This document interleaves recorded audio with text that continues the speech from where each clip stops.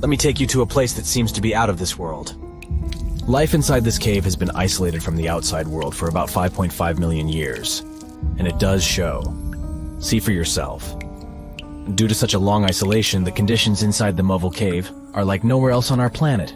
A unique ecosystem is flourishing there, even though there is a severe lack of sunlight inside the cave, and the air is toxic. The cave, located a few miles west of the Black Sea in Romania, was first discovered in 1986. Nowadays, you can only visit it if you have special permission. Plus, the central caverns are guarded naturally by narrow limestone tunnels and vertical shafts. So, if you're no stranger to claustrophobia, you'd probably better not enter this place. In the depth of the cave, the air has twice less oxygen than the air outside. Instead, it contains a lot of carbon dioxide and hydrogen sulfide, so not the freshest air you can breathe. It's also pitch black inside the cavern. But despite, or should I say thanks to, this cocktail of extremely harsh conditions, the site is a true goldmine for biologists. Shockingly, life seems to be booming here. In a 1996 study, scientists identified 48 species, and 33 of them were unique to the cave. Most of the creatures inhabiting the cave are tiny, with long limbs and antennae that help them navigate in the dark. They have no vision and lack pigment, and it makes sense.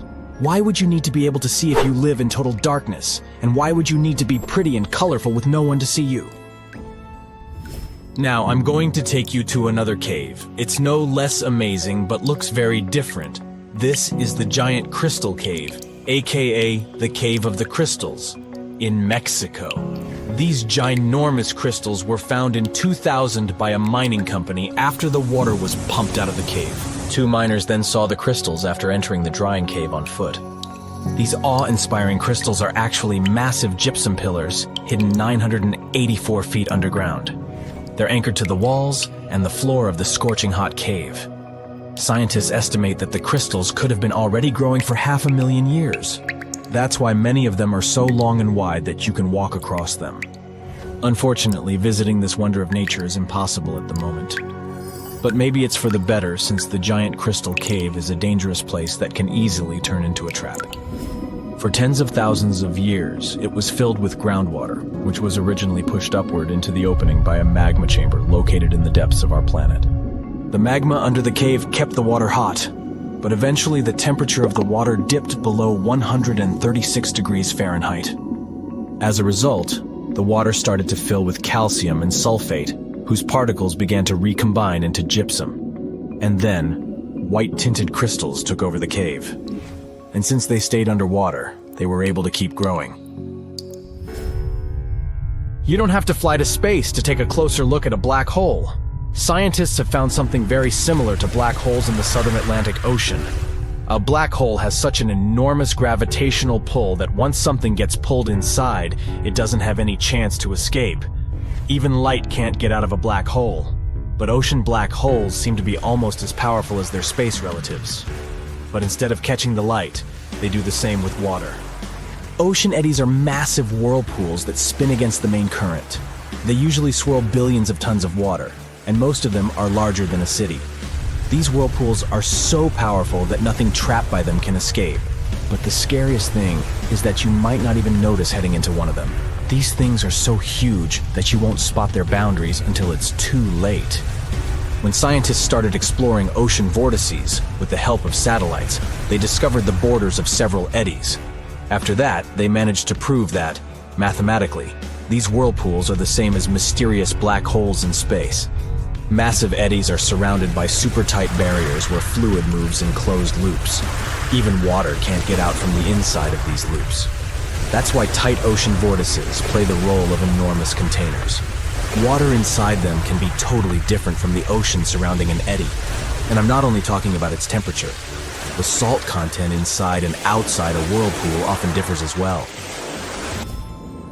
On the thin Curonian spit splitting the Baltic Sea from the Curonian Lagoon, there is one of the most bizarre places on Earth.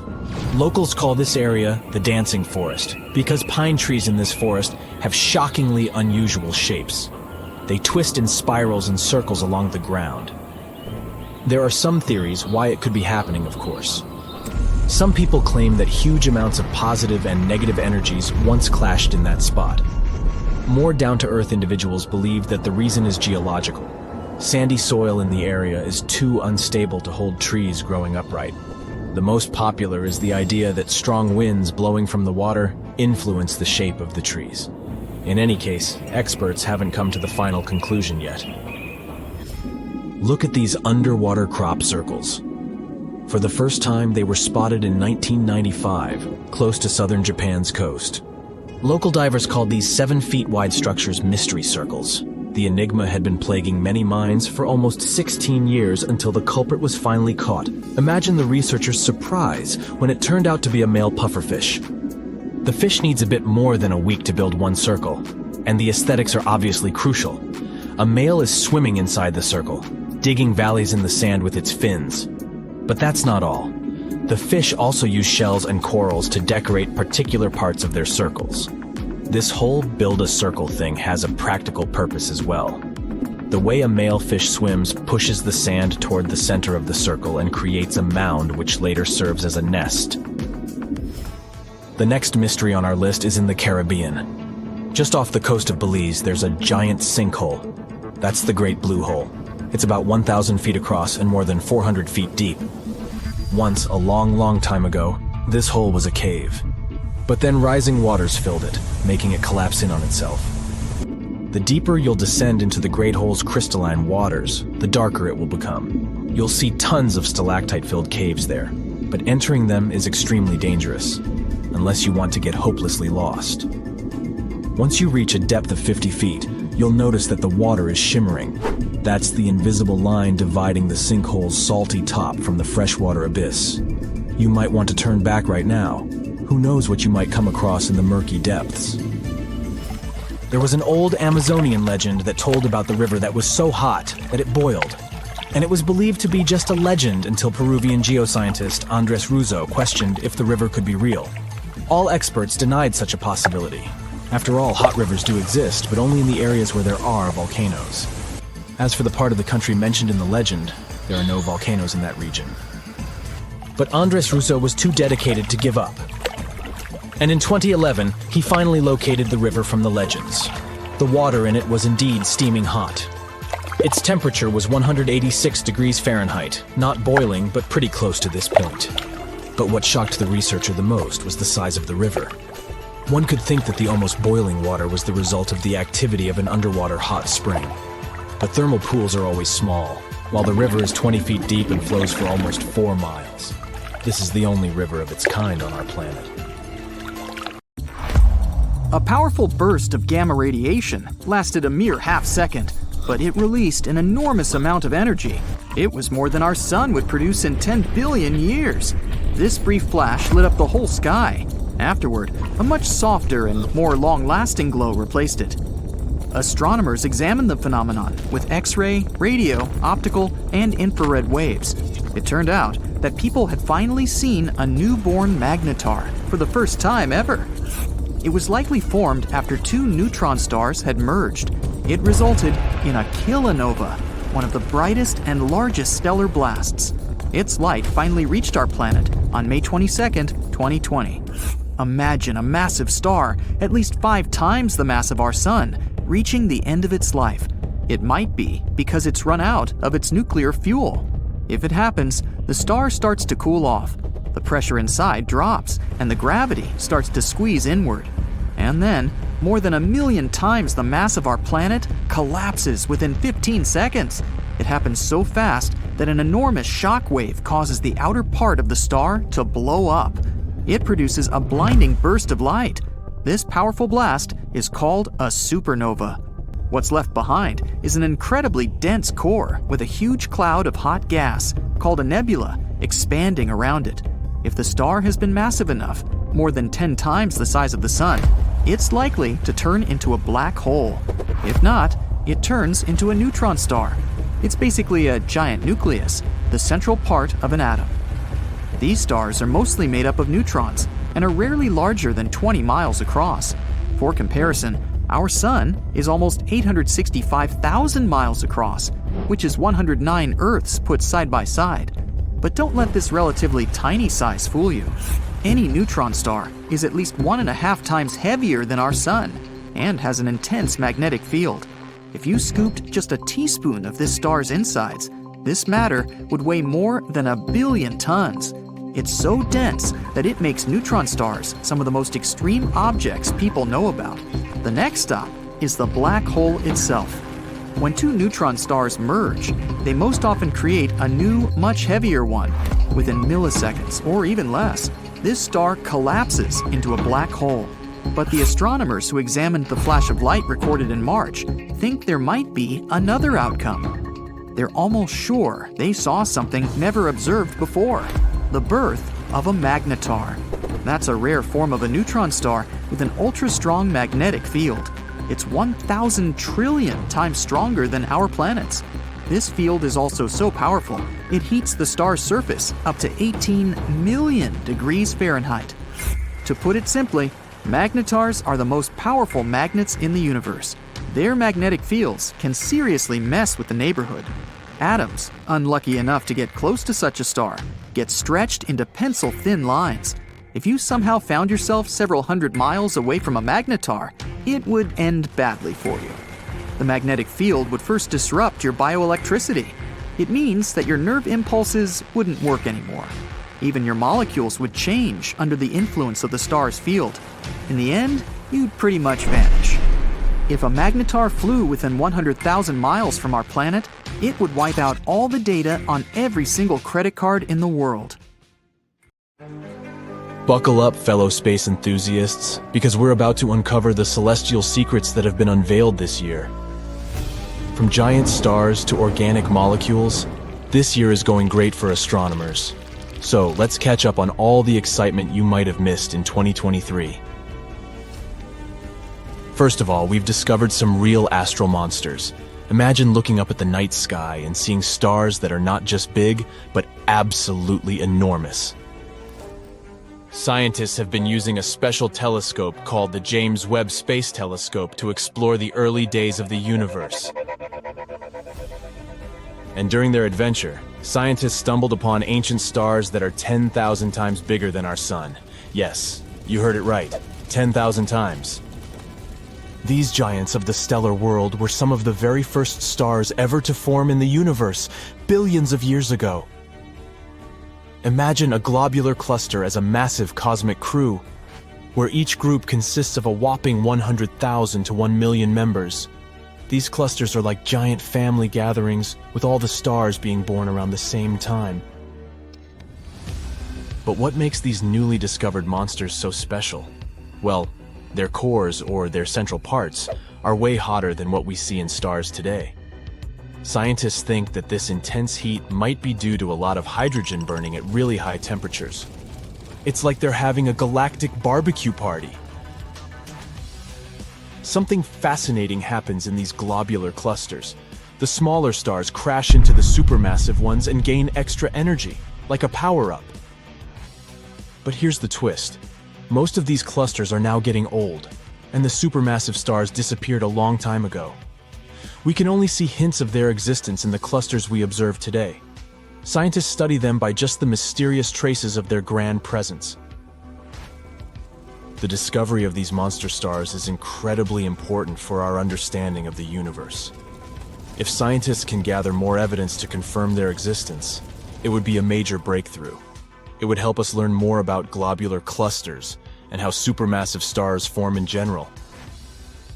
But that was only the first fascinating discovery of 2023. Although the next one is kinda sad. You know those beautiful rings that make Saturn look so fancy? Well, guess what? They might disappear in the not-so-distant future, astronomically speaking. NASA's Cassini mission, which explored Saturn from 2004 to 2017, gathered some fascinating data about the rings. During Cassini's grand finale, when it did some cool maneuvers between Saturn, scientists noticed something surprising. The rings were losing a lot of mass every second. Tons of it. That means this magnificent halo will only stick around for a few 100 million more years, at most. That may seem like a long time for humans, but in the grand scheme of the universe, it's just a blink of an eye. The important thing is that we've learned that huge rings like Saturn's don't last forever. They eventually fade away.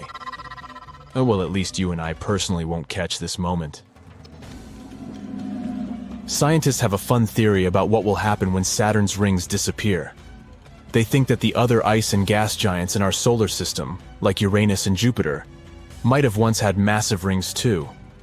But over time, those rings wore down and became more like the thin, wispy bands of asteroids like what Uranus has now. Saturn's rings are mostly made of ice, but they also have a sprinkling of rocky dust. This dust comes from asteroids and teeny tiny meteoroids crashing into the celestial objects and breaking apart. It's like a snowstorm of icy particles and space debris. The research also revealed that Saturn's rings appeared long after the planet itself formed. They were still forming when dinosaurs roamed the Earth. So, in terms of astronomical age, they're actually quite young, only a few 100 million years old. This discovery has got scientists all excited because it means something dramatic happened in Saturn's past to create this stunning icy disk. But this is a mystery waiting to be solved. Scientists want to figure out what exactly caused the rings to form and why they have such a breathtaking structure. Let's hope they'll figure it out. But moving on to something more optimistic, we have another exciting space news. Recently, scientists have been studying one of the most distant galaxies in the universe, and they found something amazing: organic molecules.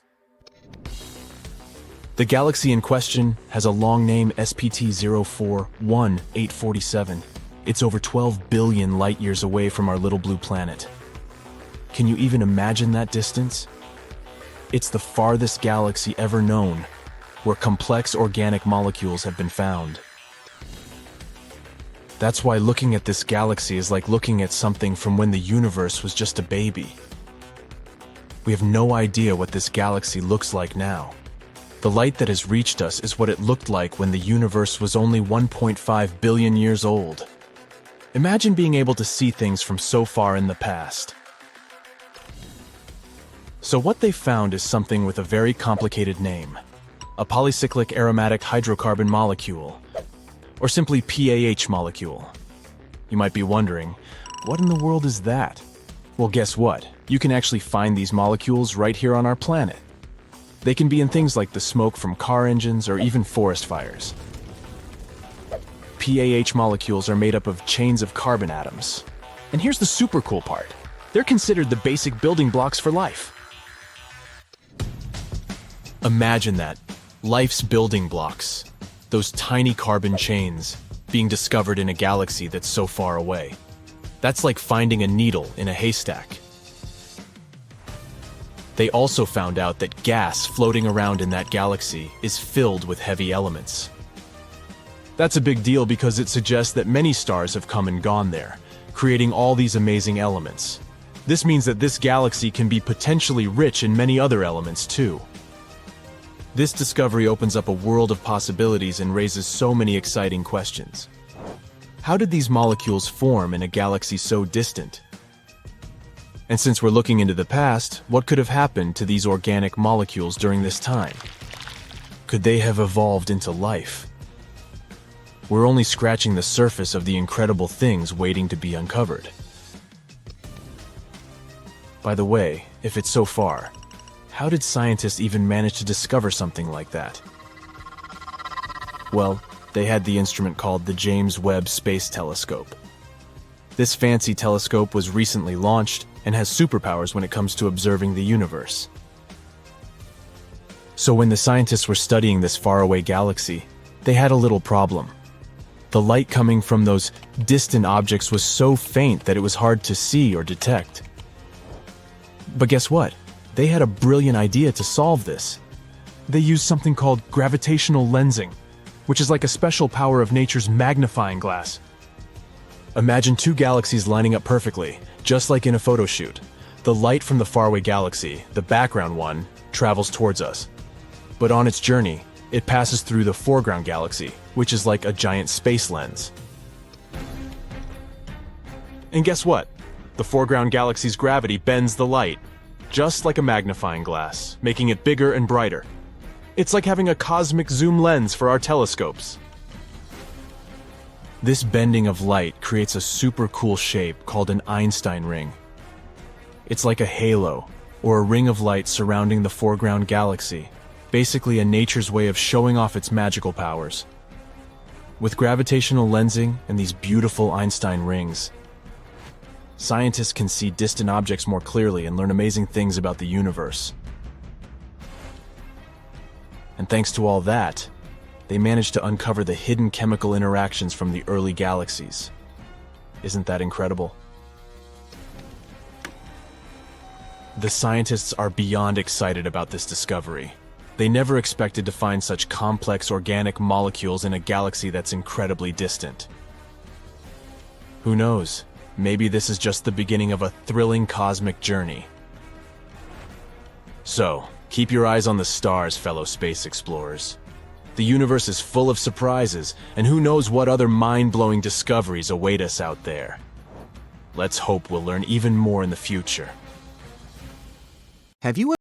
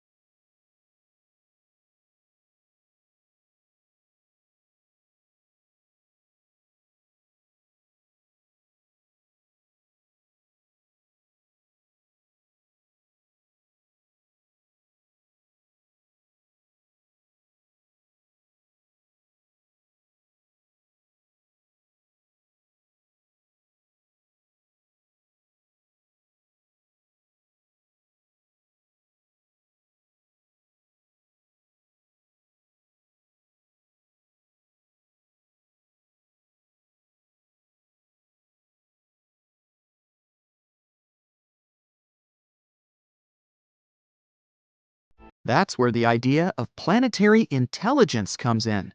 Just like individuals and groups can be intelligent, so can an entire planet.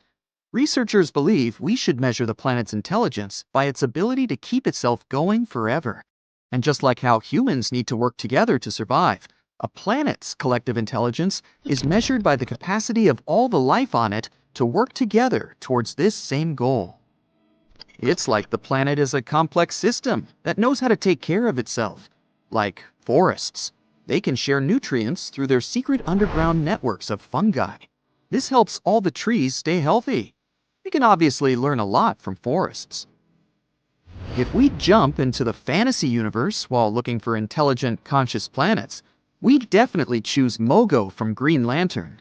It's a specific planetary entity that can do things like changing its weather and altering gravity, plant growth, or some other surface conditions. Or how about the stunning Pandora from Avatar? Do you remember the fascinating scenes of flora and fauna there? With organs that might remind you of tentacles. They enable creatures to interlink with each other on a neural level. It's like the entire planet is like one giant brain, with many smaller trees, creatures, and its other pieces as its cells. We're far from that, but it's still nice to imagine. At the moment, our civilization is in the stage scientists named an immature technosphere. That means we're still too focused on using technology that doesn't always do good for our planet. We don't have a planetary intelligence or a collective understanding of what needs to be done to do better for our planet. Instead, we're all just doing our own thing. I mean, we're not at the worst stage. Researchers have come up with 4 stages of Earth's past and future to explain how planetary intelligence could impact the long-term future of humanity. The first stage is what we call the immature biosphere. It's when life first started on Earth, billions of years ago. Only microbes were there on the bare land without any vegetation. There wasn't any global feedback, which means these microbes couldn't yet affect Earth, its atmosphere, or other systems in any way. The second stage is the mature biosphere, which was 2.5 billion to 540 million years ago, when stable continents formed and the biosphere started to have a strong influence on the Earth. The third stage, known as immature technosphere, is where we are now, with interlinked systems of communication, technology, transportation, electricity, and computers that draw resources from Earth's systems and affect the biosphere. The fourth stage, also known as the mature technosphere, is where Earth should aim to be in the future. It means technology will benefit the entire planet. We'll use sustainable forms of energy, like solar power. Planetary intelligence is the sign of a mature planet, and researchers are trying to figure out how we can move towards it. So, things we do on an individual level do matter. The collective activity of life, like microbes or plants, can change a planet and make it more than just a lifeless rock floating in space. Through the biosphere, our home planet kind of figured out how to host life by itself billions of years ago, and it's still going. Now we need to figure out how to have a similar kind of self-maintaining system, but this time with the technosphere. It's hard to imagine planets could generally become sentient, like Pandora, or some other imaginary conscious world out there. There are a few reasons for that. First, planets form based on how different materials, like rocks, gases, and liquids gather around a new star. It's like you have a big family gathering, where everyone brings different ingredients to make a delicious dish. And just like how these ingredients won't suddenly turn into a living being, the materials that make up a planet won't just turn into self-aware creatures. On Earth, after billions of years of complex chemical reactions, some molecules started to replicate themselves and carry information. That's how life on our planet began. And Earth is the only such example we have. Here's the second reason. Imagine you have a big garden where you plant a lot of mushrooms or bacteria, hoping they'll become really smart and help you take care of the garden. But mushrooms and bacteria don't have brains like we do. It's not like they need it anyway. Having a big brain is really expensive for animals too.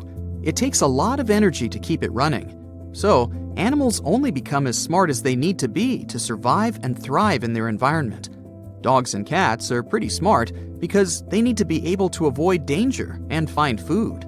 They don't need human kind of intelligence for things like building houses, creating art, or inventing new technologies. So, it would be hard to bring all living beings and plants to the same level of intelligence. The third reason why it would be difficult for a planet to become sentient is the main rule of the animal kingdom. Life is all about survival of the fittest.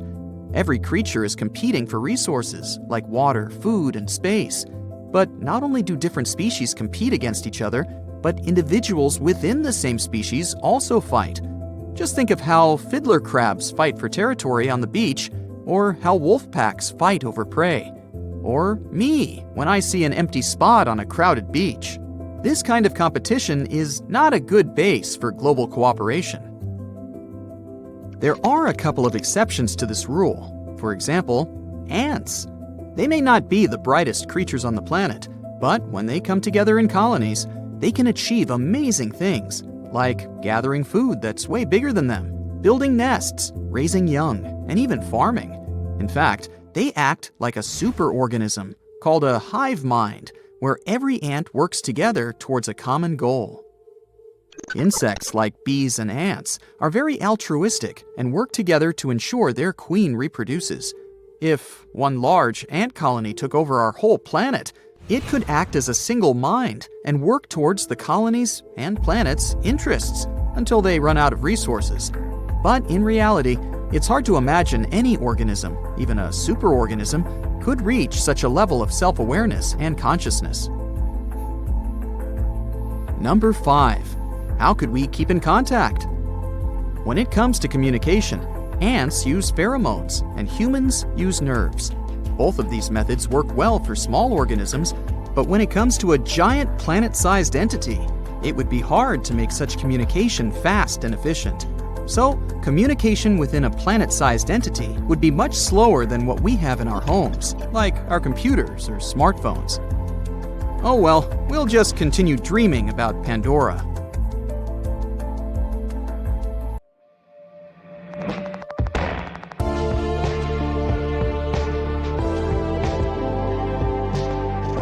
So check this out. Astronomers have discovered an exoplanet they're calling Super Saturn. It's got rings over an AU wide. An AU is the astronomical unit, the distance between the Sun to the Earth. That's an incredibly huge ring system, hence its name. Super Saturn is being called Mamajek's object after the astronomer who led the team to whom we owe the discovery. Professor Eric Mamajek of Rochester University in New York found Super Saturn while scouring through data downloaded from wide-angle transit observations. WASP is the acronym for Wide Angle Search for Exoplanets. It's an ingenious project developed in the year 2000 by astronomers at Queen's University in Belfast, Northern Ireland, and St Andrews University in Scotland. Using 4 telescopes, the CCD video cameras on the scopes record the slight dimming of starlight caused by objects passing in front of stars. This is called the transit method of exoplanet detection. So, for example, the planet Venus transits across our view of the Sun every couple hundred years. A black dot, the silhouette of Venus, is visible, crossing in front of the Sun as Venus passes between our line of sight and the Sun. This tiny eclipse causes the amount of sunlight coming to Earth to be reduced by a minuscule amount, also known as teeny tiny. The same is true for all the stars in the Milky Way that have planets going around them. Exoplanetary transits in front of stars must be in direct line of sight with Earth for the starlight to be dim. Such transits do not occur very often. That's why thousands of stars must be looked at simultaneously for as long of a duration as possible, between 4 and 8 hours a night. WASP was created to stare continuously at as wide of a range of stars as possible. Maybe one of them would show an exoplanet transit. That translates into a lot of data being produced, about 40 gigabytes per viewing session. Computer scientists at Leicester University in England developed a computer program to store the data and generate photometric graphs of the light intensity of each star. Open University, also in England, joined the WASP project, took this data, and made it available for research by astronomers worldwide. The graphs of the intensity of starlight show that changes in its brightness are called light curves. These graphs have 2 axes. One is in the timeline axis, the other one is the intensity of light. As the object, considered an exoplanet, though it could also be a brown dwarf star, crosses in front of the star, the timeline axis keeps track of how swiftly it is moving. It tells us how close the object is to the star, while the brightness axis keeps track of how much the starlight dims. This way, we can find out how large the object is. Now, obviously, big objects will dim the light more and be easier to detect. At present, Earth-based equipment is not sensitive enough to measure the dimming caused by planets as small as Earth. Neptune size and larger ones are the limit for WASP. However, the James Webb Space Telescope, which is now in operation, has a much greater sensitivity and will be able to resolve the transits of Earth-sized exoplanets. Now, I know you want me to get to Super Saturn, but there's something else you should be familiar with before we get there. If the exoplanet has an atmosphere, or, in the case of Super Saturn, a ring system, the starlight from the star the planet is transiting will shine through the atmosphere or ring system, and that can be detected too. The light curve will show less dimming in the photometric data, because not all the starlight is being blocked. Some light is still getting through the atmosphere or rings. This is important because it gives astronomers a reading of the atmosphere. The James Webb Space Telescope is fitted with spectroscopes that can determine the gas content of the transiting exoplanet atmospheres: oxygen, methane, carbon, etc. The WASP project has been really catching on. There's a Super WASP project now consisting of WASP North and a WASP South. One looks at the sky above the northern hemisphere, the other looks at the sky above the southern hemisphere. There's also a next-generation transit survey, NGTS, based on the WASP project. It's automated, so astronomers don't have to stay up all night sipping coffee, but they can if they want to. Located at the European Southern Observatory in the Atacama Desert in Chile, the NGTS scans millions of stars and has discovered over 100 exoplanets, down to a size as small as 3 times the size of Earth. NGTS has started a Planet Hunters Club on social media. Citizen scientists can search the online database of light curves and perhaps discover your very own exoplanet. What had been a strictly British effort started by 1 or 2 astronomers is now a worldwide phenomenon. With the ability to read the spectroscopic signatures of atmospheric gases during exoplanet transits, a new idea emerged: technosignatures. That is, specifically identifying gases in exoplanet atmospheres that are produced by civilizations. The James Webb Space Telescope can do this. Gases from pollution, such as chlorofluorocarbons (CFCs), can be seen spectroscopically if present. Tritium from fusion reactions, if they have them, can also be detected, along with heat patterns from cities on the planet's surfaces. Technosignatures is a recent concept that originated after the WASP project started. Who knows what it will turn up? Now let's get back to Super Saturn. The star that Super Saturn orbits is J1407, a small, dim, sun-like pre-main sequence star of the 13th magnitude. Huh? Well, the human eye can only see stars to about the 6th magnitude, and each magnitude is 2.5 times dimmer than the previous one. So it's not an exceptional star, just another telescopic star out there in the Scorpius Centaur region of the night sky. J1407 is a young star that hasn't yet settled into its stable, long-duration phase. This is important because Super Saturn, officially J1407b, is showing signs of having a ring system in an early stage of development. Super Saturn's light curve was tucked away in the mountain of data from the Super WASP project. Professor Eric Mamajek and his associate Matthew Kenworthy of Leicester University studied the data thoroughly and produced a detailed report on it. Knowledge depends on good data. The horizontal axis of J1407b's light curve, the time axis, is what's causing all the hubbub. It took Super Saturn weeks to transit across in front of its parent star, 56 days to be exact. Planetary ring systems that we are familiar with in our solar system orbit right around the equators of the gas giant planets and are very thin, from only a few meters thick down to a few centimeters. In a telescope, Saturn's rings will seem to disappear when the planet is at 0 inclination toward Earth. Saturn must be inclined at an angle in relation to Earth to see Saturn's beautiful ring system. It's something everyone should make a point of seeing: Saturn in a telescope. If Super Saturn's rings blocked most of the light from J1407 for 56 days, it means that the planet had to be orbiting at a steep inclination to its star. If it were at 0 inclination, we wouldn't see the rings blocking any light. Therefore, the orbital time could be determined, 10 years minimum to 200 years if the orbit is highly elliptical. The superplanet itself is calculated to be 24 times the mass of Jupiter, which means that if it is gaseous, it could be a brown dwarf star.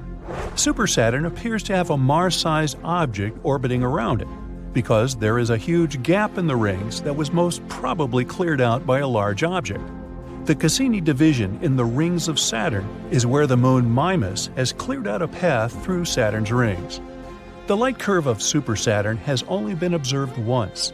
All the exoplanet detection systems are keeping an eye out for it to come back around J1407. No one knows when that will occur. Some astronomers have suggested that J1407b is a brown dwarf star system in itself, merely passing in front of, but not connected to, star J1407. An orbital reappearance of Super Saturn would disprove that conjecture. The center region of Super Saturn blocked out all the light from its primary star. This is what indicates that the ring system is new and in an early developmental phase. Over time, the very dense ring mass close to the planet is expected to thin as all this matter gets absorbed into the planet or ejected into space. This is what has happened with our solar system's gas giant planets. The Mamajek object is a shocker. Never before or since has a light curve been detected like Super Saturn's. Super Saturn has added a new chapter to our understanding of the formation of ring systems. So, here's to you, Super Saturn. Hope to see you again soon. Now, Jupiter used to be flat and look like an M&M candy. Now I'm hungry. And it wasn't the only flat pattern in our solar system. Turns out there are tons of things that can go wrong during a planet's formation, like locking up to the sun or getting whooshed into open space. Let's check it out. The Earth isn't flat, but Jupiter might have been. Instead of being a big round ball, gas giants in our system might have started more like flat pancakes. Jupiter is one of the oldest of our neighbors. It's 4.6 billion years old, just like our Sun. And when it was just a baby planet, it likely formed through a process called disk instability. It all begins with stars. When a star is forming, it doesn't look like a round object. It's more like a big disk of stuff. During this stage, really hot winds made of charged particles blow out. The dust in that disk contains stuff like carbon and iron. Some of them collide and stick together, forming bigger objects. Dust turns into pebbles, pebbles turn into rocks, and rocks bump into each other, getting bigger. Gas in the disks helps all these solid bits stick together. Some break apart, but others stick around, and they're the ones that become the basic pieces of planets. They're called planetesimals. Even gas giants like Jupiter started off as tiny specks of dust, smaller than a human hair. Eventually, they formed their own big ring-shaped disks of gas. They began to spin around our Sun, growing bigger by gathering gas and rocks like snowballs. Gas giants are special. They were born from the colder parts of the disk. In cold areas, molecules are slower, which makes them easier to grab. In these places, water could freeze, and tiny ice pieces stick together and are mixed with dust. These dirty snowballs gather up and then form cores of huge planets, like Jupiter, Saturn, Uranus, and Neptune. In the warmer areas closer to the star, rocky planets like Mercury, Venus, Earth, and Mars start to form. After the icy giants were born, there wasn't much gas left for these smaller planets. It might take tens of millions of years for these rocky planets to form after the star is born. And our Sun was growing at the same time, sucking up nearby gas and pushing faraway stuff even farther out. After billions of years, the disk changed completely, turning into a round star with a bunch of planets, dwarf planets, asteroids, moons, meteoroids, and comets around it. Recently, simulations showed that these protoplanets, as these early dust balls are called, don't start off looking like the planets we know. In the case of gas giants like Jupiter, they look more like squashed balls or M&M's candies, not the peanut kind. When the Sun was young, the disk of gas and dust surrounding it cooled down and became unstable. It started breaking into big chunks. These chunks dramatically collapsed together under huge gravity to create Jupiter. It became a round gas giant over time. There are a lot of oddities that can happen during that process of planet formation. Ever wonder why Venus or Uranus spin in the opposite way compared to other planets?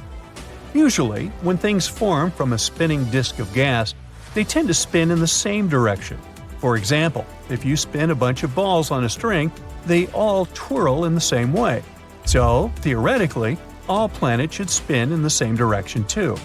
But there are a lot of fast-moving objects like comets and asteroids in our solar system. When they smash into planets, especially during their early days, this collision might send the planets to spin in the opposite direction.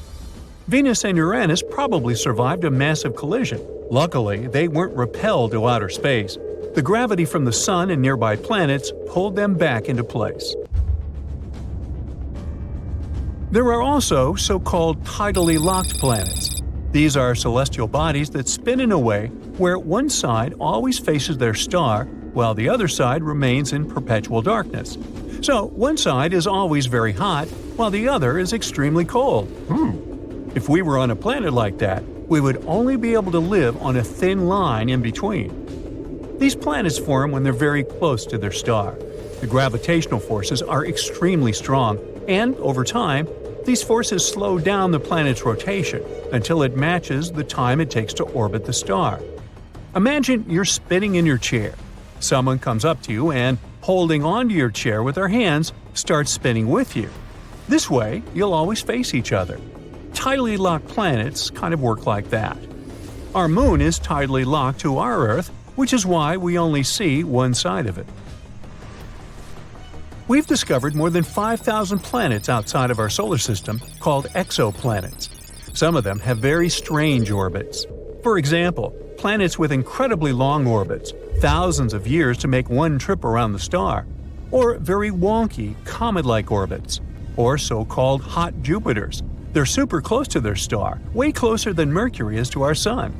But these planets couldn't have formed where they are now. As their solar system evolved, they changed their positions for some reason. This rearranging is called planetary migration. There are three main ways this migration happens. First, because of the gas and dust spinning around the planet. When a planet is bumping into this stuff, it can create spiral patterns in the gas. These patterns can either push the planet closer to the center or farther away, depending on how they mix together. It's called a gas-driven migration. This is what Jupiter experienced when it moved closer to the Sun billions of years ago. I wasn't around then. This also explains the existence of hot Jupiters. Second, big planets can shove the smaller ones, changing their paths. Third, the star's gravity can tug on the planet, making its orbit more circular. Ever heard of rogue planets? Imagine a lonely planet floating in the vastness of space without a star to call home. They're like the wandering nomads of our galaxy, doomed to drift around forever. And there are so many of them, there might be more free-floating planets than ones that are tied to stars. We're talking trillions of rogue planets hanging out in our Milky Way galaxy alone. They're often as massive as our biggest planet, Jupiter, but most of them might be Earth-sized. Some might even have thick atmospheres that keep them warm, even though they're far from any star. Some of them might have wild auroras, while others could host moons with liquid water, a potential haven for life. There's even a chance that they might contain extraterrestrial life. These planets might bump into other stars or even entire planetary systems as they journey through space. Sometimes they might get caught in a star's gravity for a while before getting flung back out into space. But how are they born? Sometimes, during this chaotic process of planet formation, not all planets can manage to stay close to their parent stars. Some of them get kicked out of their solar systems due to powerful gravitational interactions with other planets or passing stars. These ejected planets become rogue planets. In 2012, astronomers found a solar system from the very beginning of the universe. This system included a star and two planets. We called it a fossil system. The star is super old, about 13 billion years, almost as old as our entire universe. It was mostly made of just hydrogen and helium. This is unusual because planets usually form from clouds of gas that contain heavier stuff. That's when we figured out that the way planets formed before was different from how they form now. We know that stars with more metals are more likely to have planets. In astronomy lingo, metals means any chemical element other than hydrogen and helium. But in the early universe, there weren't many metals. Most of them were created inside stars and then spread out into space when those stars blew up. So, when did the very first planets form? This newly discovered system helps answer these questions. Its two giant planets are orbiting a star that's incredibly low in metals and extremely old. This should be really rare, if not impossible, but they exist. This means that maybe there are more planets in metal-poor systems than we thought. Studying them will help us learn more about the history of planet formation. For thousands of years, people knew only about the planets Mercury, Venus, Mars, Jupiter, and Saturn, which they could see using simple telescopes, or even by the naked eye if conditions were good.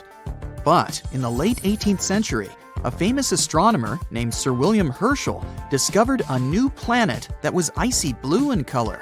At first, people thought it was a star, but later they realized it was a planet. Today, we know it as Uranus, a planet that's more than 19 times farther away from the Sun than Earth. It's so far away that it takes Uranus 84 years to complete one trip around the Sun. This astronomer also discovered many other interesting things in space, like double stars and nebulae. In the mid-1800s, scientists noticed something pulled Uranus and strangely tugged its orbit. They thought there must be another planet out there, and they used math to predict where it would be. Finally, in 1846, they found Neptune using a telescope. It was too faint to see with the naked eye because it was too far away from the Sun. It was all so exciting. Who knows how many other planets could be there, lurking in the darkness of our solar system? Back in the mid-1800s, astronomers noticed something unusual was happening in the sky. A small rocky planet named Mercury was behaving strangely. It didn't follow the predictable orbit that was expected of it. One of the astronomers was a brilliant French scientist named Urbain Le Verrier. He came up with a theory that there could be another planet in our solar system no one had yet discovered.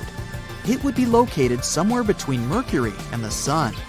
This hypothetical planet, which he named Vulcan after the Roman god of fire, would have an incredibly hot surface, and it could be a potential explanation for Mercury's strange behavior.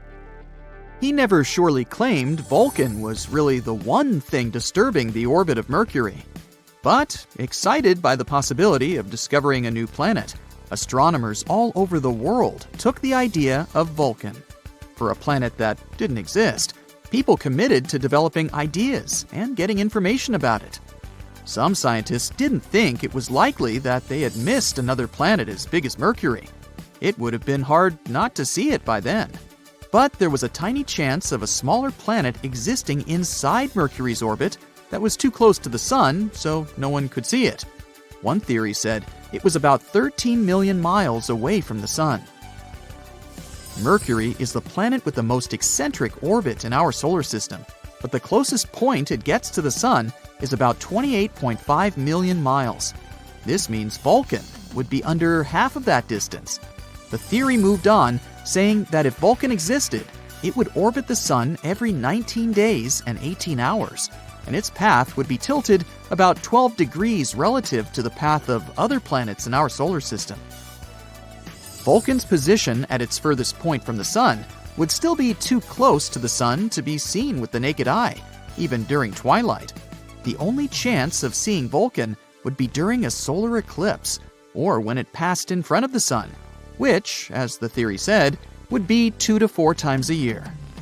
They had a theory that this mysterious planet was so close to the Sun that it could only be seen during a total solar eclipse when the moon blocked out the Sun's blinding glare. So, every time there was an eclipse, scientists would peer at the Sun, hoping to catch a glimpse of Vulcan.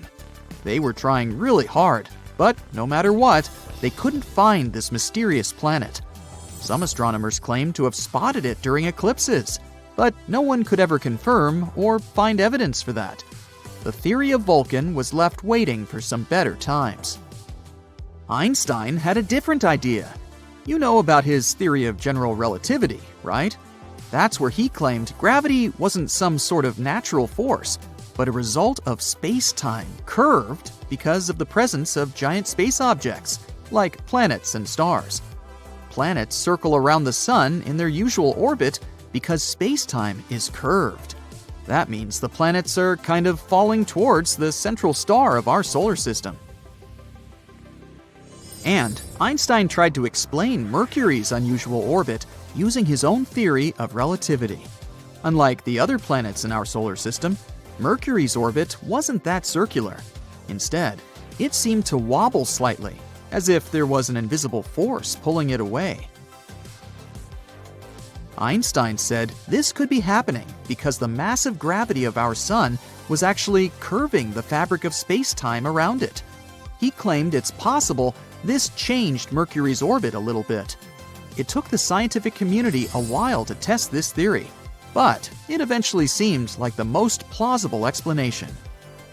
Even though Einstein's theory gave us a more elegant explanation for Mercury's strange orbit, some scientists were still holding out hope for Vulcan. It was especially hard to let go of the idea of Vulcan because Mercury is also the planet that's really hard to see from where we're standing.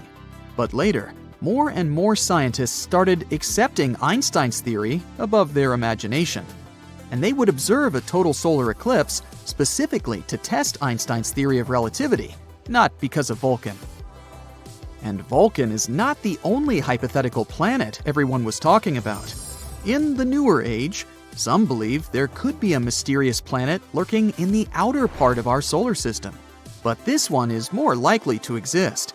No one has seen it directly yet, but computer simulations show this so-called Planet 9, or Planet X, is probably somewhere there beyond Neptune. Neptune and Planet X could be similar in size. Planet X could be 10 times more massive than Earth and circles around our Sun in an elongated shape, which is on average 20 times farther from the Sun than Neptune. A year there may last between 10,000 to 20,000 Earth years. By comparison, a year on Neptune lasts 165 Earth years. Something this big moving out there beyond Neptune could explain the unusual orbits of smaller objects in the Kuiper Belt. The Kuiper Belt is the area of our solar system beyond Neptune and where it orbits. And there are most likely many asteroids, comets, and some other smaller bodies there, mostly made of ice. There was another hypothetical planet called Nibiru. Remember those rumors that the world could end back in 2012? One of the popular scenarios was Nibiru, which some claimed would hit our home planet at the end of the year. Of course, nothing happened. We're still here, all set and good, but the idea of Nibiru seemed interesting. Stories started in the 1970s when a man named Zecharia Sitchin mentioned Nibiru in his book, The 12th Planet, claiming it orbits the Sun every 3,600 years. But there's no chance a planet with such an eccentric orbit wouldn't disrupt other planets in our solar system with its gravity. And if it was really coming that close to Earth in 2012, we were supposed to be able to see it with the naked eye. Some simple calculations showed Nibiru would have been nearly as bright as Mars at its dimmest and brighter than the faintest stars you see from a city. Oh well, maybe we'll have more luck in the next 3,500 and something years. In 2011, a comet named Elenin appeared that many people thought could be Nibiru. But when you're looking at comets and planets through a telescope, you see they appear differently. A comet has a coma, which is a gas atmosphere, together with a tail, something a planet doesn't have. Plus, this comet didn't slam into the Earth. It came too close to our Sun and fell apart. The leftover pieces will continue moving on their way to the outer solar system for the next 12,000 years. TRES-2b is a planet where night never ends. And it's not your regular night with stars shining in the beautiful skies. Here it's pitch dark and scorching hot. TRES-2b is a gas giant, roughly 1.5 times more massive than Jupiter, and its surface absorbs light better than charcoal. It might also have a faint dark red glow because of its burning air, which is as hot as fresh lava. Lovely. In the star system of 55 Cancri, there are 5 planets, 4 of which are gas giants similar to Jupiter and Saturn. But the 5th one, or rather the first, because it's closest to the star, is different in a most horrible way. 55 Cancri E is so close to its sun that half the planet's surface is a literal ocean of molten lava. The other half is in eternal darkness because it never sees the sun. The planet is always turned to its star on one side, and between the scorching and the dark, there's the twilight zone, a thin strip of gloomy nothingness. HD 189377b, I'm not going to say that again, is the only exoplanet in the orbit of its star, and at first glance it looks quite pretty, blue and white swirls making up wondrous patterns on the surface. But these pleasant colors actually come from hard silicate particles in the planet's atmosphere, which means it rains glass here. But the worst is that winds reach the speed of 5,400 miles per hour, or almost Mach 7. Well, for comparison, the fastest wind speed on Earth was 254 miles per hour, over 20 times less.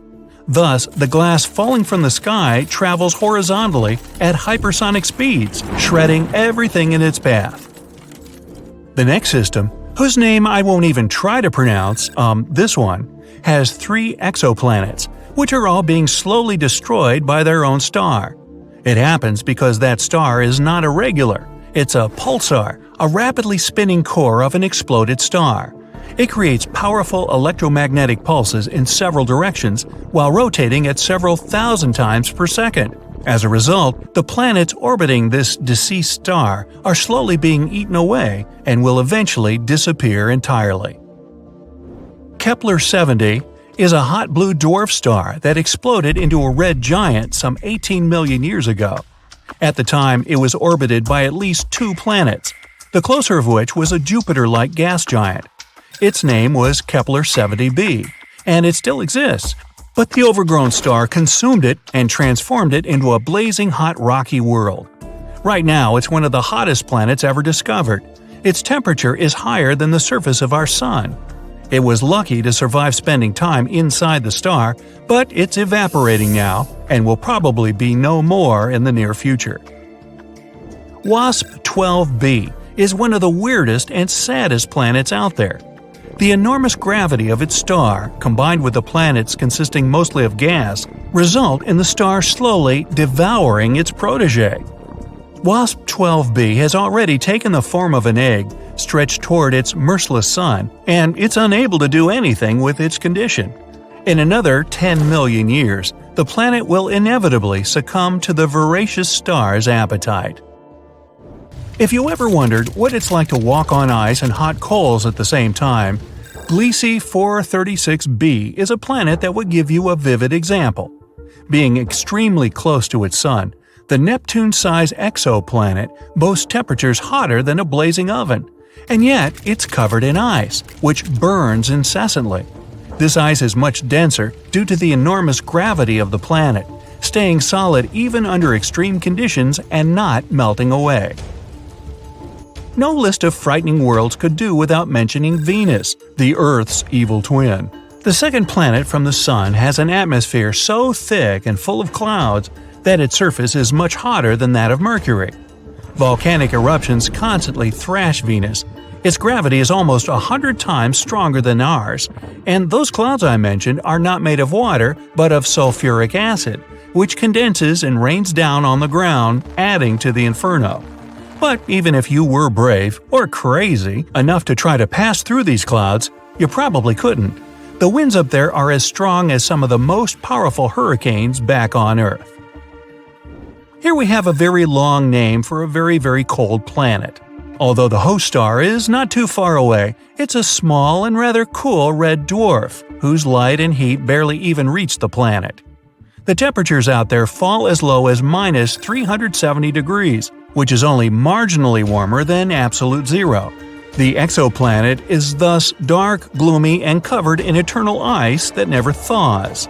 Still, if it has a rocky core, it might generate some heat, so there's a chance that deep below the frozen surface, some unknown alien things might lurk.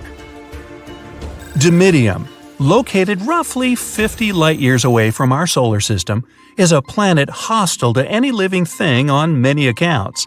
It's tidally locked to its sun, which means one of its sides is always facing the star, while the other is always turned away. The hot side is heated to over 1,800 degrees, perpetually blown over with winds reaching 600 miles per hour. Despite Dimidium being a gas giant, it has a large amount of iron in it, which melts and evaporates in the atmosphere, creating clouds. And when those cool down, they fall on the surface in the infernal rain of molten iron. Oxygen is usually viewed as an element that might bring life to a planet, but this is definitely not the case for Osiris. Scientists were shocked to find oxygen on this planet, or rather around it, because it's 8 times closer to its star than Mercury is to the Sun. This extreme distance makes Osiris a living melting pot, where anything that could burn will. It's also responsible for a very short orbit of the planet around the star. A year on Osiris is just 3.5 days on Earth. To boot, the atmosphere of the planet is constantly blown and melted away by the heat from its sun. Karat XO 3b is neither as hot nor as cold as some of the others on this list, but it's terrifying in its own more insidious way. It's a gas giant similar in size to Jupiter, yet 20 times denser. This makes this exoplanet's gravity weigh down on everything on its surface 50 times more than it would on Earth. Stepping on it would be your ultimate doom, because you'd be immediately crushed by the density of its atmosphere. Karat 7b is another oven-like world. Its day-to-day temperature is over 4,000 degrees. Combined with the rocky surface, it presents an infernal landscape. The rocks on the ground bubble and boil, evaporating in the atmosphere, where they cool down and eventually fall back on the surface in a brimstone rain. The saddest thing about Karat 7b is that it might have once been a gas giant whose atmosphere melted away from the heat, leaving only the scorched core. We're used to thinking that asteroids are the only free-floating rocks in space, but things like OTS-44 make you think twice and shiver. Imagine a planet about 11 times more massive than Jupiter roaming in space without being bound to the orbit of any star. Given its gargantuan size and mass, if OTS-44 collides with any other planet, it would utterly destroy it and go on floating as if nothing happened. Scarier still, scientists are sure there are millions of such rogue planets out there, just waiting to be discovered.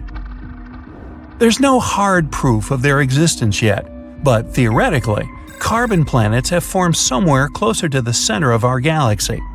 Any oxygen getting in their atmosphere will get into a reaction with carbon and transform into CO2, forming black toxic clouds. On the ground, there would be oceans made of tar, spewing up geysers of methane and crude oil. There would be rains too, but they'd be far from refreshing. Torrents of pure gasoline and hot liquid asphalt would blast the ground and probably burst into flames on impact. Hard to imagine anything that would survive such conditions. Have you ever wondered how the world will go down in flames? Will it be due to zombies, extraterrestrial civilizations, or AI taking over? Nah, turns out it might actually be mosquitoes and scientists causing the chaos. It's funny how things created by nature aren't as threatening as the stuff that doesn't exist naturally. And you know what's on that list? Editing the DNA genome. Experiments with the genetic structure of living organisms can produce completely new species, and no one knows how nature will react to them. Let's look at an example of gene drive. So it all started with malaria mosquitoes. To somehow stop the growth of their population and prevent the spread of malaria, scientists created a gene that magically made mosquitoes only have male offspring. Several insects with this gene transmitted it to others during the mating season, and thus spread infertility. Scientists were able to stop malaria and destroy almost the entire mosquito population. But imagine if something went wrong in the mosquito genome and their population began to increase exponentially. Malaria could spread across all continents and create huge problems for all of us. Now, let's move from the little mosquito problem to a planetary disaster that can be caused by the desire for knowledge, which is deeply embedded in our nature. British cosmologist Martin Rees once said that we lived in the 1st century when human beings could determine the planet's future. It seems that it's so easy not to destroy yourself, but our nature is quite complicated.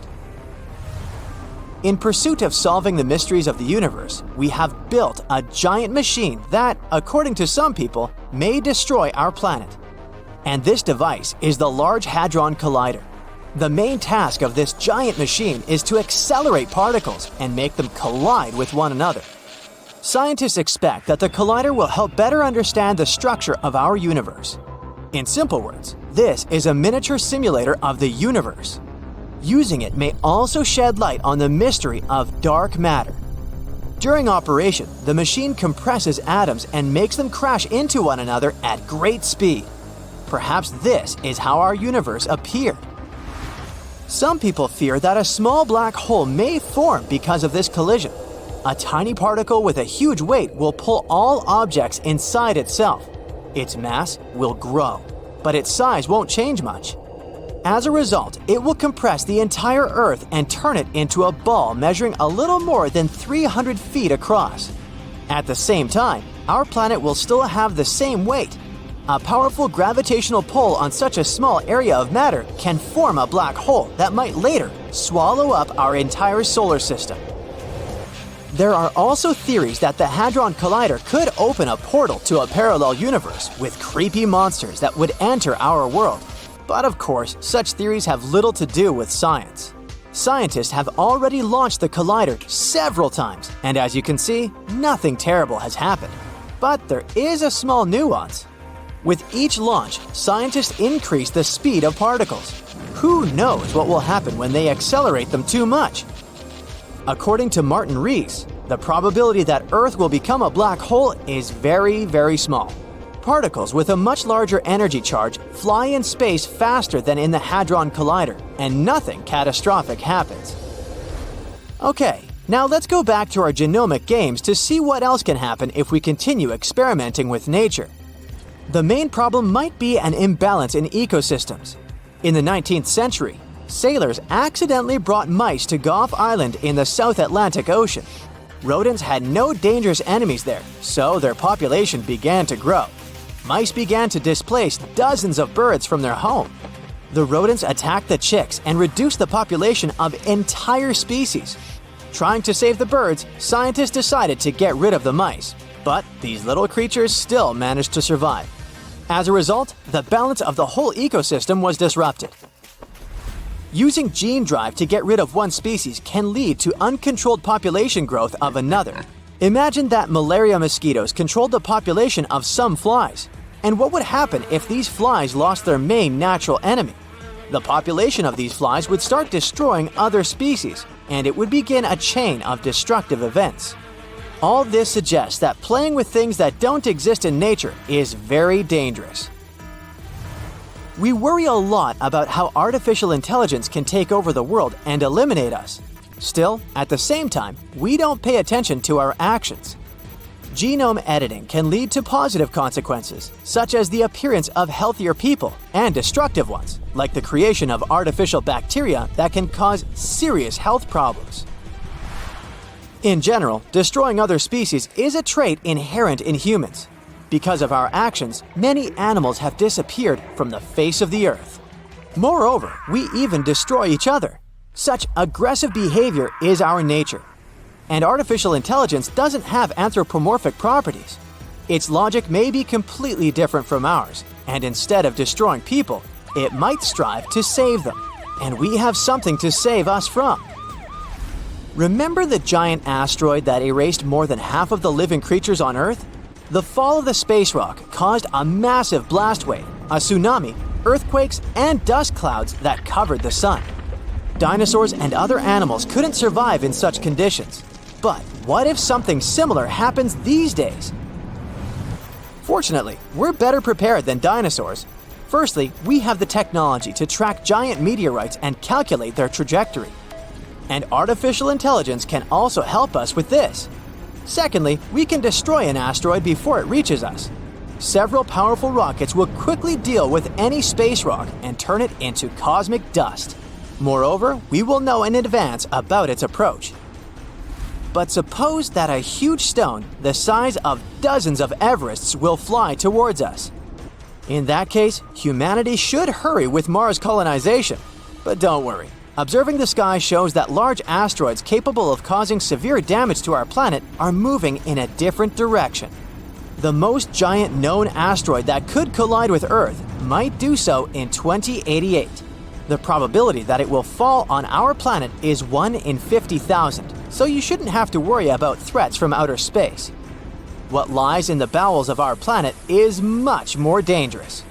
Millions of tons of magma and hot gases can burst to the surface through destructive volcanic eruptions. More than 70,000 years ago, a large-scale eruption threw a tremendous amount of ash into the air, which then floated in the atmosphere in the form of a giant gray cloud for a long time. As a result, Earth's surface cooled down by several degrees, which led to one of the most massive extinctions in the history of our planet. Some eruptions happen not only inside volcanoes. There's such a thing as flood basalts. A colossal magma bubble accumulates under a vast area and begins to seep through faults in different parts. Magma slowly goes out there for many years and destroys all living things around. And the worst thing about this situation is that we can't do anything about it. Humanity has learned to track meteorites in space, but we're still not good at predicting a volcano's behavior. Even if we find out that some giant rock will wake up in the next 6 months, there's nothing we can do about that. We won't be able to prevent an eruption.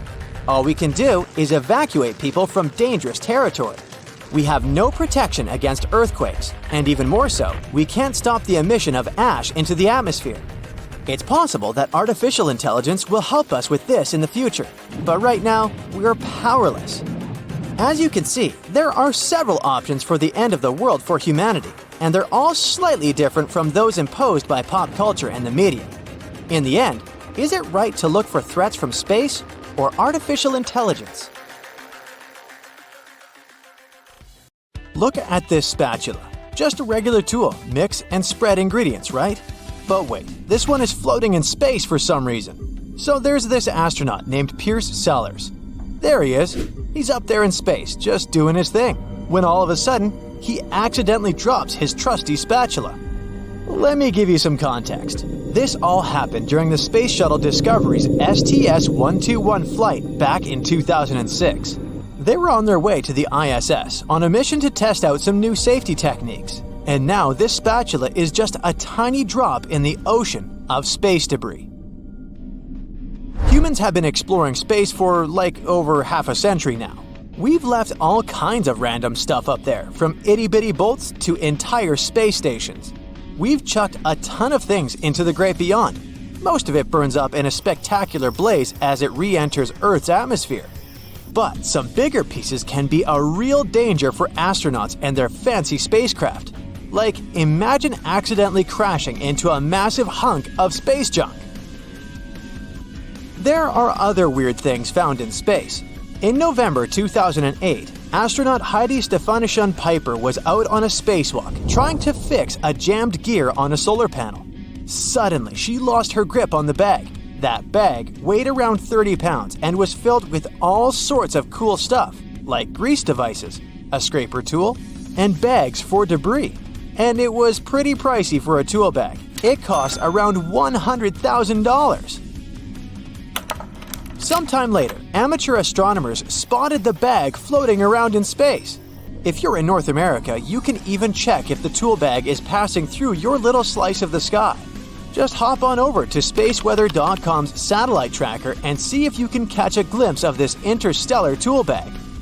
By the way, if you need to twist some wires in space and you don't have pliers, well, you may stumble upon them as they're free floating in space too. Back in the day, when astronauts were just getting their space groove on, they tended to misplace things up there. During his first spacewalk on the Gemini 4 flight in 1965, Ed White, a famous spacewalker, accidentally let go of his glove. That glove decided to have its own adventure and hung out in orbit for a whole month before getting roasted in Earth's atmosphere. So not all debris is there to stay after all. So, space junk is basically all the stuff floating around in space that humans have left behind. Before we got all curious and started exploring, there wasn't any space debris hanging around. Imagine space junk as a little kid who just learned how to walk and play with their own toys. When they couldn't walk yet, it was easy for the person watching them to keep the play area clean. They were in charge of taking out the toys and putting them away. But now that the kids can walk, they can grab as many toys as they want and make a huge mess on the carpet. Well, it's kind of the same with us humans exploring outer space. We've sent all sorts of cool gadgets, like cameras, rovers, and rockets to check out what's out there. But we haven't really thought about bringing them back to Earth. And that's where the problem comes in. All this space junk floating around could mess up outer space and even our planet. When we think about outer space, we often imagine vast open spaces that are yet to be fully explored. Humans have only discovered a tiny 5% of the universe. But here's something they might not always consider: the impact of all the cool gadgets they send out there. Believe it or not, as of May 2022, we've got more than 5,000 satellites orbiting Earth. Over 5,000 opportunities for these machines to go haywire, get lost in space, or even worse, create a bunch of debris that could harm both outer space and our lovely planet. There's at least 3,000 satellites just hanging around up there, not doing anything useful, and nobody seems to be bothered about bringing them back home. And what if one of these inactive satellites accidentally collides with one of the thousands of other space junk pieces orbiting our planet? It will result in a catastrophic disaster. We're talking about a crazy release of toxic substances that could wreak havoc on our poor Earth. Space junk can mess things up for scientists trying to make important discoveries. It's not just floating around aimlessly in space or posing a threat to Earth. It can hinder their chances of success. Even the moon has its fair share of junk, which Neil Armstrong definitely didn't encounter when he landed there in 1969. Think of it like this. Imagine you're an artist trying to create a huge painting. It's hard to do that if there's a bunch of old paints, brushes, and other stuff cluttering up your play area, right? Well, it's the same deal for scientists trying to set up camp and use new technologies for advanced missions and space exploration. They need a clean and organized space, just like you need a tidy work area. Otherwise, it's chaos. So here's the deal with space junk. It's not just about sending stuff up into the atmosphere. It's also about how far away we send it. You see, when satellites are sent over 22,000 miles into the atmosphere, it becomes a real problem to retrieve them and bring them back to Earth. And that leads to even more space junk floating around up there. Now, I know what you're thinking. How long will it take for space junk to become a major problem? Well, it might still be a few more years before it messes things up in outer space. But hey, that doesn't mean it's not a threat to satellites we have up there right now. Those poor guys are at risk of getting damaged, destroyed, or even leaking toxic stuff because of all that junk. So, space debris isn't just a problem for space exploration, but it's also a problem for us Earthlings, even though it's floating thousands of miles above us. Space junk is like that annoying neighbor who throws trash out their window and it ends up in your backyard. Except instead of trash, it's releasing all sorts of chemicals into our atmosphere that are slowly destroying our precious ozone layer. It can even ruin future space missions. Imagine this. You're all pumped up to launch a rocket into space, but nope, space junk decides to crash the party. Not only does it mess up the launch, but it also adds more pollution to our already struggling atmosphere. And if things couldn't get worse, imagine a shooting star or meteor accidentally smacking into some space junk on its way to Earth. Boom! Millions of toxic particles raining down on us, further depleting the ozone layer. Plus, space debris is becoming a real problem for space missions. In 2022, we found some space debris hanging out on Mars. The Perseverance rover stumbled upon its own back shell just chilling on the surface of Jezero crater. They also spotted a random piece of a thermal blanket that might have come from the rover's descent stage. Also, human-made space debris actually smacked into the moon in 2022.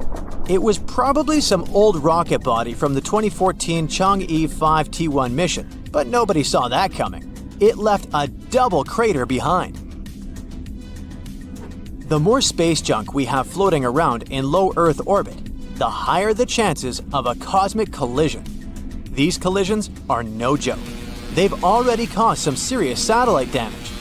Even the ISS has to constantly maneuver to dodge space debris. But scientists seem to know how to clean up this orbital mess. They're planning to send space vehicles armed with nets, harpoons, and even robotic arms to capture and deorbit all that junk. The Earth has 3 main layers: 2 parts of the core, the dense, hot inner core, and the molten outer core. Then comes the mantle. And then follows the thin crust, the surface that supports life as we know it. At least, that's what we thought, because now scientists found a new mysterious layer located deep within the solid inner core. Earth's inner core is approximately 2/3 the size of the Moon. And made of nickel and solid iron, it's burning hot. The temperature at the center of our planet is the same as at the surface of the Sun. The outer core can reach almost 10,000 degrees Fahrenheit. It's difficult to explore it because we can't go there, and it's like looking through a really dirty window of 3,200 miles of molten metal and rocks. But we can rely on laboratory experiments on heated pressurized rocks, signals from seismic waves, and computer models. When an earthquake hits, it sends out seismic shock waves. Those waves travel through layers at a different speed, depending on the direction they go and the material they move through. In the new study, a team of scientists set a data set of 100,000 deep earthquakes. Some of them went over 60 miles below the surface. When an earthquake happens on one side of our planet, scientists track its waves all along to the other side. Waves change when they come to the other side, so scientists try to understand the materials these waves have passed through. They found a new layer in the core of our planet thanks to earthquakes. Normally, shock waves travel along the equator, but down below, they digress and go into different directions, about 60 degrees to the side. When waves pass through the inner core going from north to south, they will travel more quickly than waves going through the core parallel to the equator. It's important to understand the core because it creates our magnetic field, which in turn protects the planet from things like solar winds that are charged particles coming from the sun. In the 1960s, we discovered the Earth pulsates every 26 seconds. It's like clockwork, a giant heartbeat. The ground is slightly shaking, but we mostly don't feel it. Researchers can still track it. Some of them think the continental shelf comes as a huge wave break under the oceans. For example, the highest part of the North American continent falls off into a deep abyssal plain. One theory says waves hit this spot, producing regular pulses. It's like having all kinds of drums. You hit them with your hands and accidentally slam that one spot that produces the right harmonic bang to rattle our entire planet. If this theory is true, we're lucky there are no more spots like this that can shake the Earth. Other scientists believe the pulsation happens because there's a volcano near the critical spot, the island of Sao Tome in the Bight of Boni. You're walking, running, and jumping, but when you stop, it always feels like you're standing still. In reality, you're moving even when you're perfectly still because our planet is always on the move. Depending on where you're at, you could be spinning through the universe at more than 1,000 miles per hour. If you're on the equator, you'll move the fastest. Let's say you have a basketball spinning on your finger. Check the ball's equator. A random point on it has farther to go in just one spin than any point near your finger. That means the point on the equator is moving more quickly. The Earth is a planet that recycles all the time. The ground we're walking on is recycled. Our planet's rock cycle turns rocks of one type into another. That's a cycle that goes on and on. The depths of our planet are filled with magma. As magma is going out onto the surface, it hardens into rock.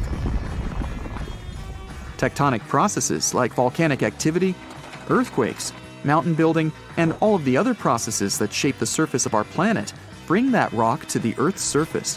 When the rock is on the surface, erosion shapes it and shaves its bits off. Those small particles then get deposited. All the pressure coming from above compacts the particles into sedimentary rocks, like, for example, sandstone.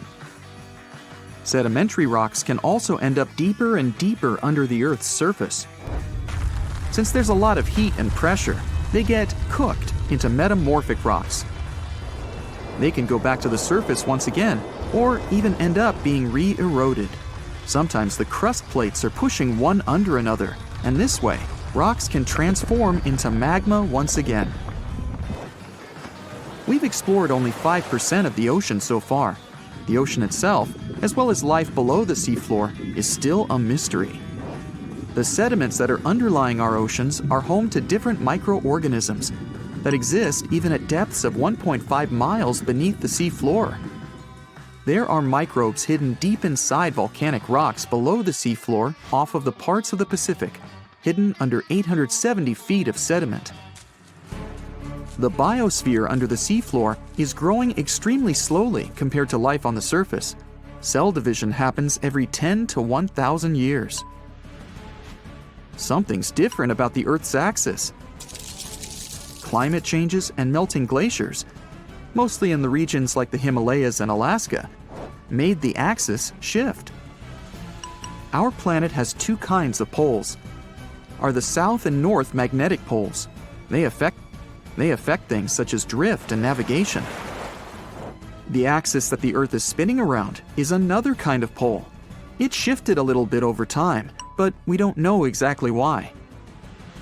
Researchers realize there are moving masses of water, pushing the Earth's axis eastward. Take a basin of water as an example. If you're moving it back and forth, sloshing makes the water move its weight all around. A similar thing is happening on a planetary level. No matter how large an earthquake is, no human could ever feel an earthquake on the opposite side of the Earth, although some people claim they did. In 2013, there was one near the Kuril Islands with a magnitude of 8.5. It went around 400 miles deep. It was so strong, people in Australia reported they could feel the ground shaking. The strongest earthquake happened in Chile in 1960 with a magnitude of 9.5. The rupture zone stretched from 311 miles to almost 620 miles along the country's coast. Earthquakes with a magnitude of 10 or higher can't happen.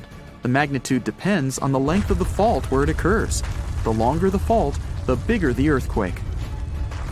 A fault is a break in a part of the planet's crust. It has rocks on both sides, and they move past each other.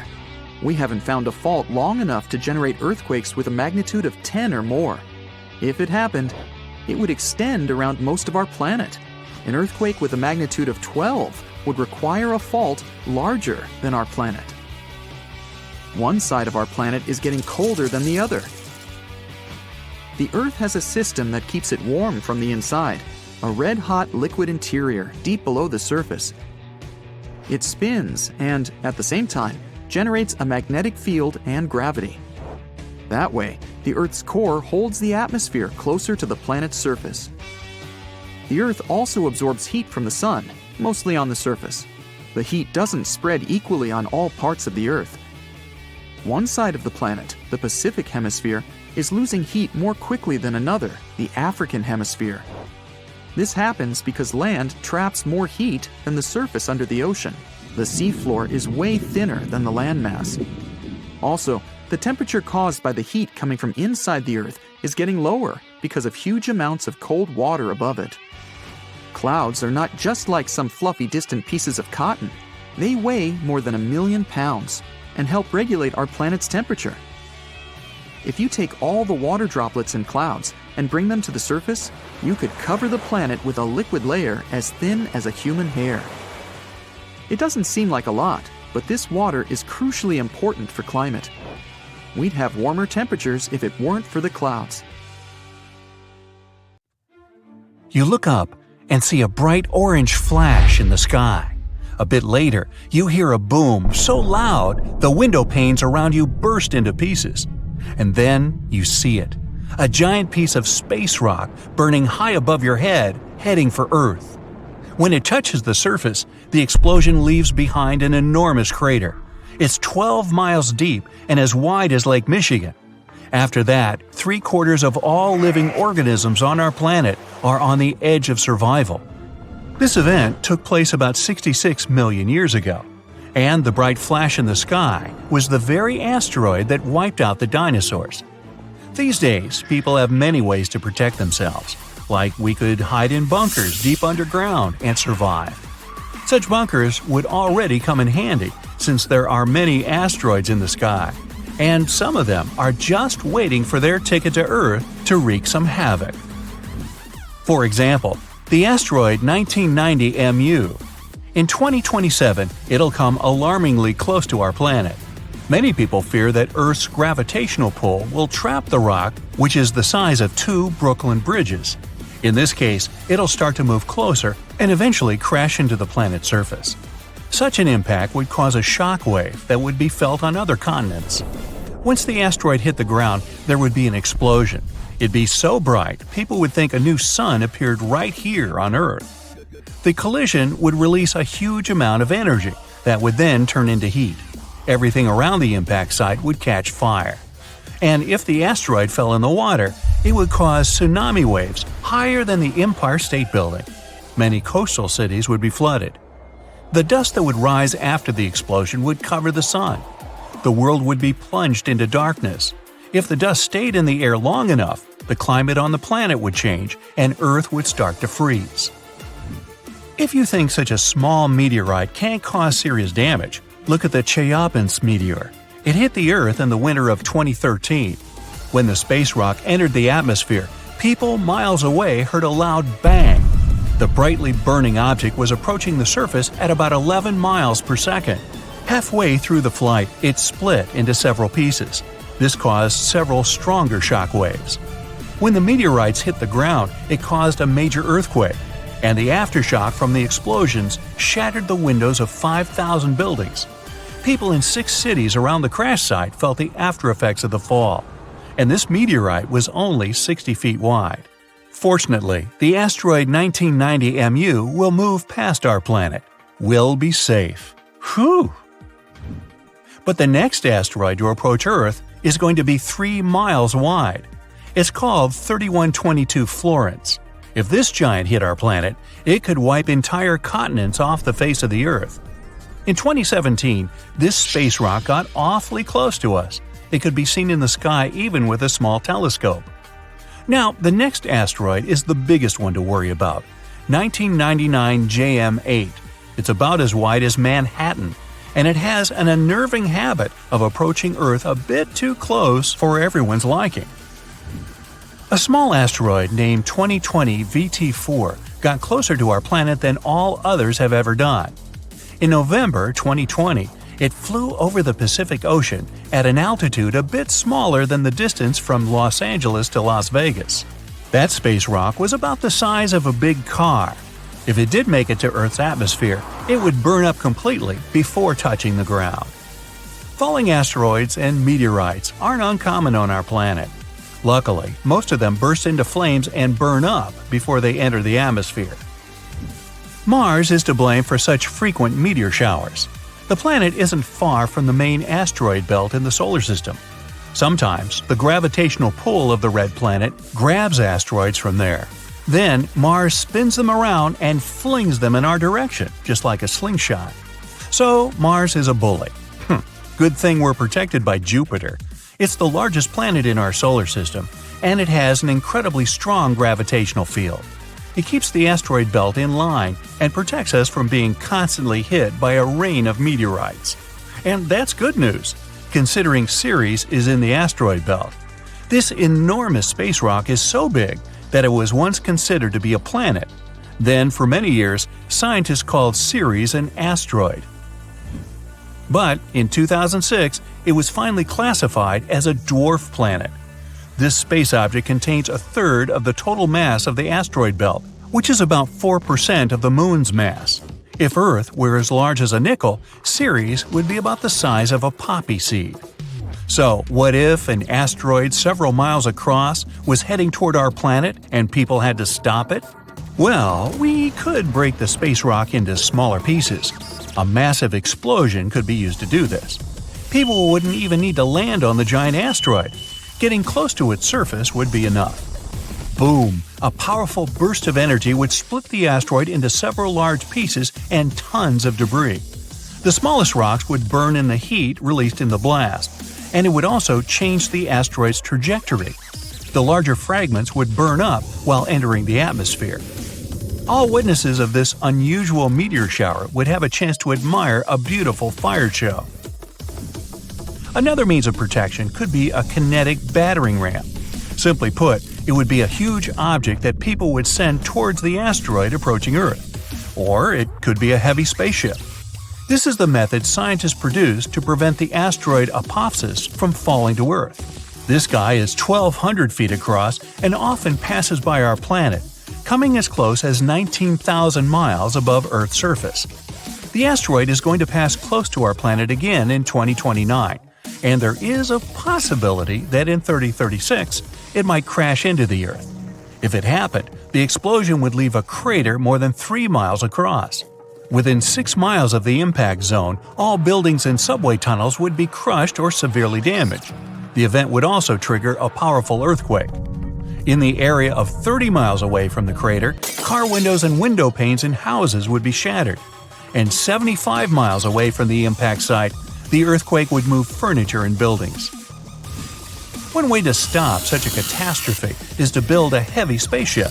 It would take off from Earth, speed up, and then ram into the asteroid with great force.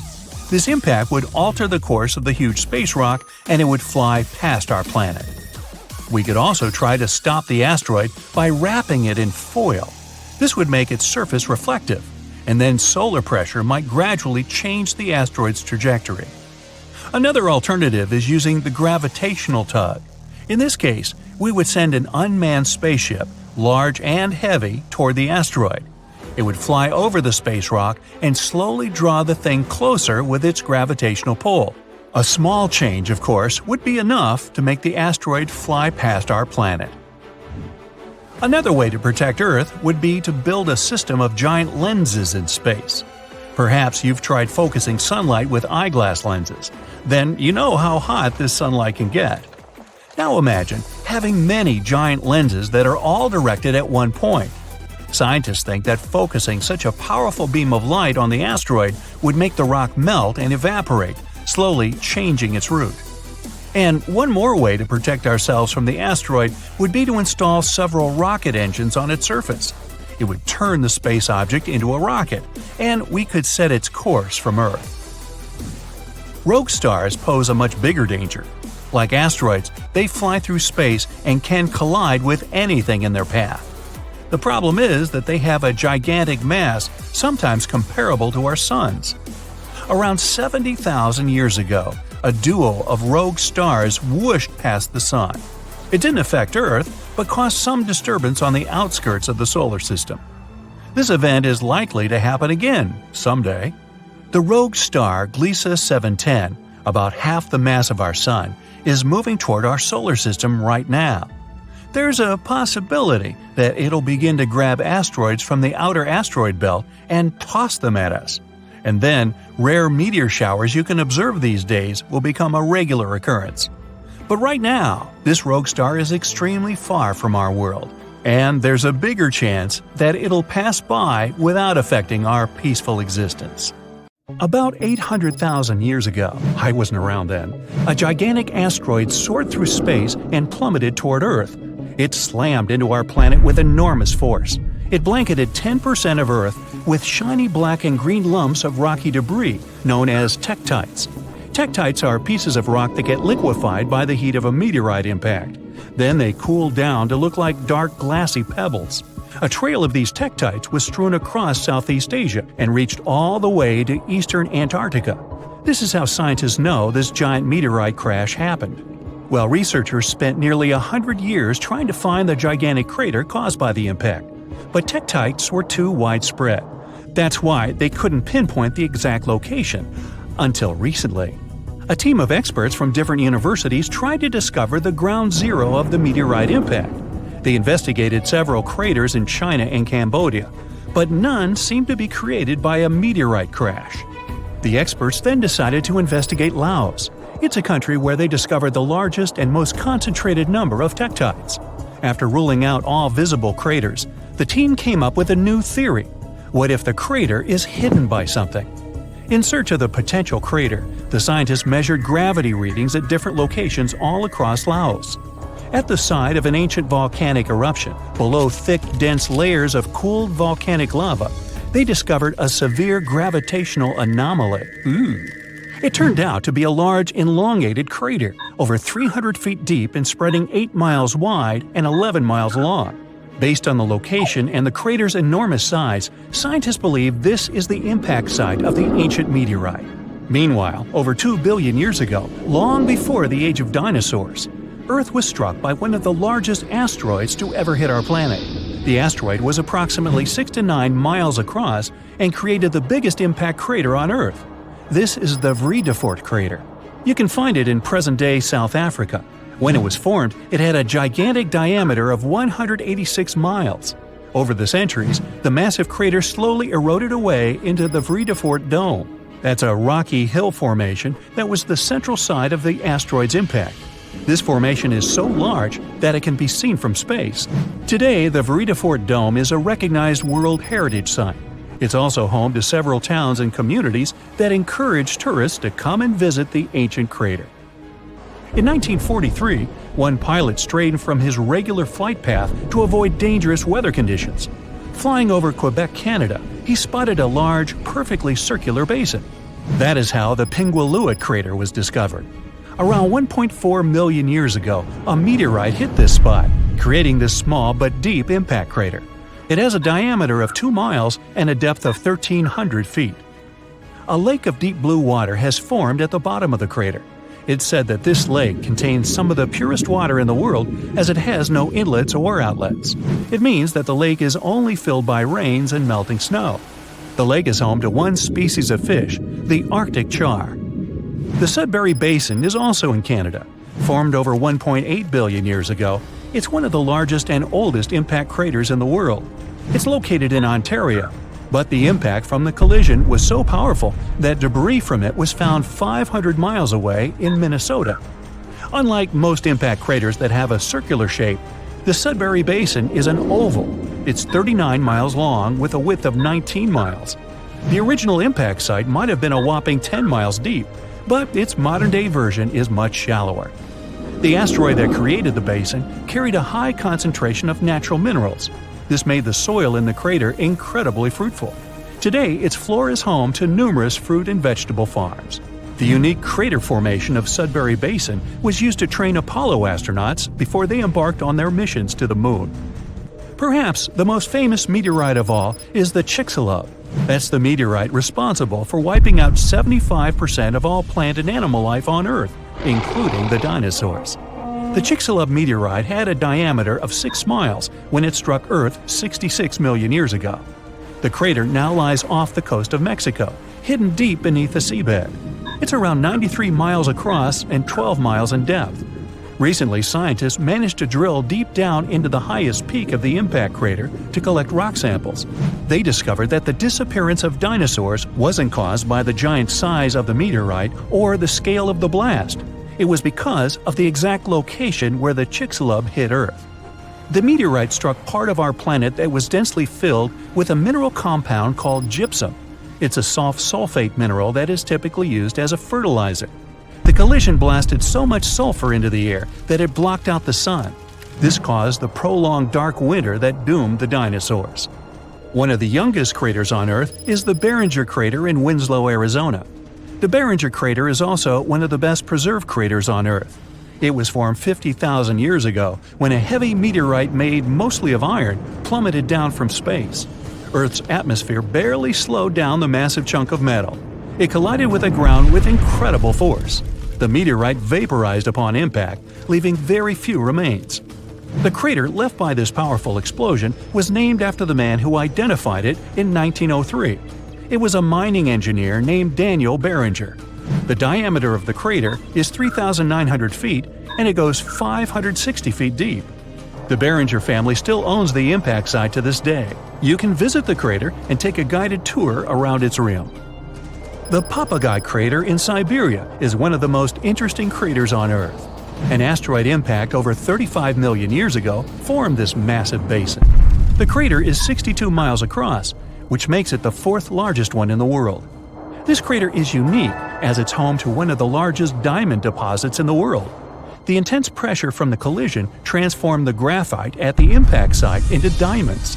Scientists say that the crater contains trillions of carats of diamonds, but no one has ever mined them due to the site's remote location and lack of infrastructure. In the year 1530 BCE, a meteoroid entered Earth's atmosphere before shattering into pieces. The meteorite's burning fragments rained down on Earth and crashed into the planet's surface. As a result, a group of craters appeared on a small Estonian island, Saaremaa. The largest crater is a 360-foot wide perfect circle. It's 70 feet deep and filled with blue water. 8 smaller craters that appeared during the collision can be found within a half-mile radius of the largest crater. The impact of the meteorite fragments caused the trees on the islands to catch fire. Almost all forests burned down. Luckily, the woodlands have now grown back, and the craters are a popular hiking destination for tourists. A meteorite struck the area we now know as Quebec, Canada, around 200 million years ago. This collision created the 6th largest impact crater in the world. It had a diameter of 40 miles. Over the century, the outer rim of the crater has filled up with water. It's now known as Manicouagan Reservoir. The impact crater lake is so large it can be seen from space, and its strange shape gave the lake its nickname, the Eye of Quebec. The oldest meteorite crater in the world is in Western Australia. The Yarabuba crater is 2.2 billion years old. Well, that gets my vote for the best crater name. The impact site is so ancient that the original crater has completely eroded away. Yarabuba's diameter was around 19 to 43 miles. Scientists managed to figure out the age of the impact site by analyzing the ancient crystals and minerals found within the crater.